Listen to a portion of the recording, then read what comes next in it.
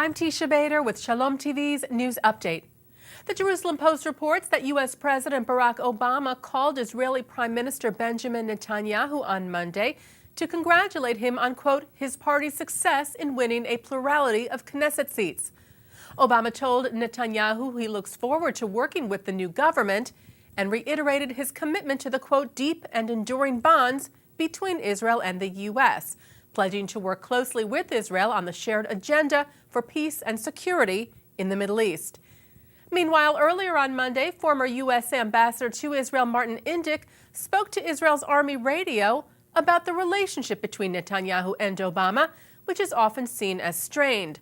Indyk, who currently serves as vice president at Washington, D.C.'s Brookings Institution, said the, quote, bad chemistry at the moment between the two leaders stemmed from Obama's frustration over Netanyahu's approach to the peace process. In particular, that Obama feels Netanyahu is wrong to not consider Palestinian Authority President Mahmoud Abbas a peace talks partner. The former ambassador did also say that he thought Obama made a mistake by not coming to visit Israel during his first presidential term in office, and said that while the president is deeply committed to Israel, that was a missed opportunity. Indyk said he hoped Obama would visit during his second term and said the personal differences between the two leaders would have to be overcome for the greater good. Relations between the United States and Israel, Indyk said, are more important than the differences between the two leaders. The former ambassador said Israel should reach out to the president and perhaps turn a new page, stressing the importance for Israelis to see Obama as, quote, a man that is deeply committed to Israel's security. A group of 6 men from the West Bank village of Beit Fajar near Bethlehem were indicted for their role in a failed shooting attack in Gush Etzion last November. Details of the indictment and the arrest of the Palestinian men were just released for publication. The 6 were arrested in a joint operation of IDF forces and the Shin Bet, Israel's security agency, shortly after the shooting attempt, in which the alleged gunman of the group is accused of opening fire on a bus leaving the West Bank settlement of Migdal Oz, as well as at buildings and at Israeli security forces in the area. The other 5 included the driver during the attack and several lookouts. They are all part of a terror cell and members of the Tanzim militant faction of the Fatah movement.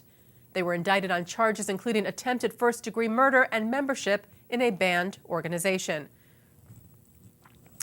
A delegation from the American Jewish Committee met with King Abdullah II during a 2-day trip to Jordan. The delegation, led by AJC President Robert Ellman, discussed Middle East political and strategic developments with the king and also met with senior Jordanian officials and civil society representatives. Ellman cited Jordan as an important strategic partner of the U.S. and said for 2 decades, Jordan has also been a strong partner for peace with Israel. AJC recognizes the vital role King Abdullah has played and continues to play as a voice for peace and as a pragmatic leader in a turbulent region.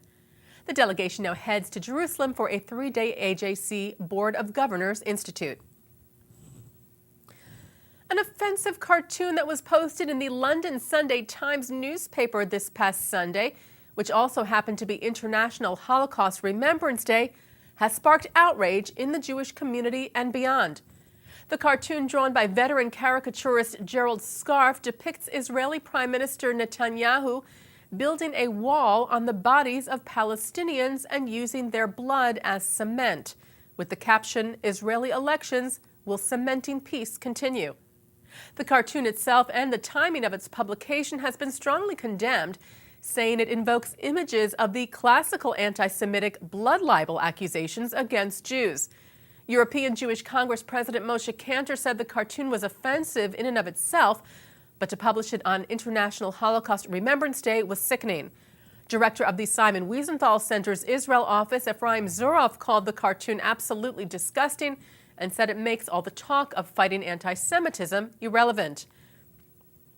Michael Sahlberg, the Anti-Defamation League's Director of International Affairs, said the paper had clearly lost its moral bearings. Several Israeli politicians and leaders also reacted to the cartoon. An Israeli ambassador to London, Daniel Taub, told the Times of Israel that the cartoon had crossed a red line and that he would be meeting with the editor as soon as possible. And now 25 conservative members of Britain's parliament have signed a letter to the editor demanding a printed apology.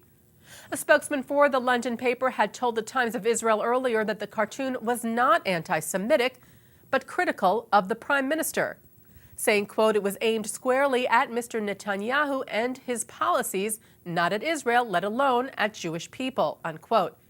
According to the Jerusalem Post, the editor-in-chief of the London Sunday Times will meet this week with leaders from the Jewish community in an effort to repair the fallout from the cartoon. And that's Shalom TV's news update. I'm Teisha Bader.